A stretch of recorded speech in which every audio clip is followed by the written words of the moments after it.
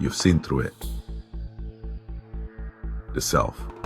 You looked, it wasn't there, and yet the chest still tightens, the stomach still contracts, something in the body still braces. This is not failure. This is where almost no one takes the recognition. Episode 1 of this series made one claim: there is no psychological center that can be threatened, not as comfort as a fact. But here is what that episode didn't address. The body. You can see through the self completely, and the body will keep doing what it does. Tightening, bracing, contracting, heart rate shifting, breath shortening, the old protocols running. Most spiritual teachings treat this as a problem, as incomplete awakening, as something to be resolved before you can rest. This episode disagrees, not because the body's fear doesn't matter, but because you've fundamentally misunderstood what it is. Understanding something and the body knowing it are two different events. You can understand non-duality completely.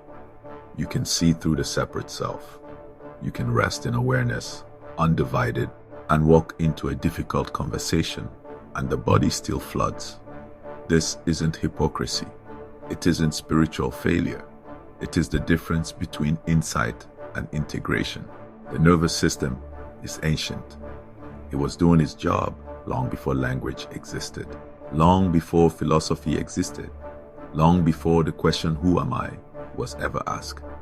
It doesn't take direction from insight. It takes direction from pattern. And the pattern in most of us was set early. Under conditions the mind has long since processed, but the body has not. So here is what's actually happening. The recognition happened at one level, the body is operating at another. These two things can coexist. And the error, the source of additional suffering, is believing they shouldn't. The body is a sensing instrument. It receives signals, it responds, it completes cycles. This is all it is doing. When threat was present, real or perceived, it mobilized adrenaline, cortisol, tension, the entire system oriented towards survival. This is not malfunction.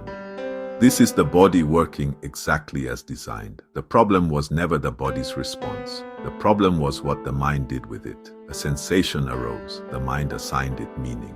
This means I am in danger. This means something is wrong.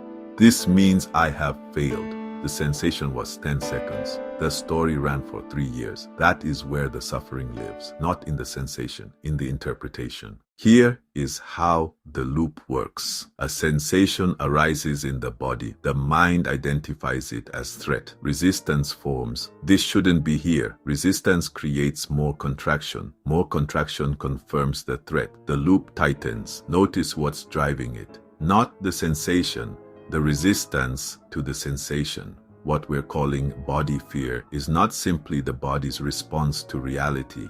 It is the body's response plus the mind's refusal of it, feeding each other. This is why telling yourself "I am safe" doesn't work. The mind already knows that, but you haven't met what's actually happening. You've tried to override it, and what resists persists. The somatic meditation industry will tell you to make your body feel safe. This is still the old paradigm, a self trying to fix a self. There's a different move, and it doesn't require technique. Stop. Right now, is there a sensation in the body? Tension anywhere, tightness, weight. Don't try to change it. Don't try to breathe through it. Don't try to accept it. Just look at it. What is it exactly? Pressure, heat, a kind of pulling. The body's experience without the story on top. Now notice, what is aware of that sensation? Something is here, noticing. Something that is not inside the tension, not caught in it, aware of it. That is what you are. And it has never been in danger, not once, not even when the body was flooding. It was here, aware, untouched. This series is tracing something very specific.